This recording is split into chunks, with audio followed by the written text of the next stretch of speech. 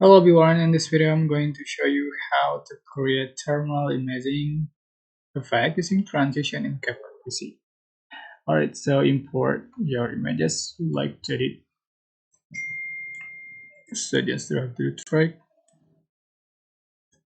And previously I set the image version in 2.0 second. Yeah. And go to transition and then select light effect, and you can find your thermal imaging to. This is Pro effect. You have to join Propers to be able to use this effect. So add to the track and adjust for the duration in 1 second. You can also apply to all the clip and see for the result.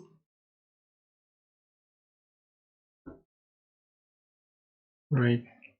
You can add effect. So we go to effect and select video effect and select the plus punch.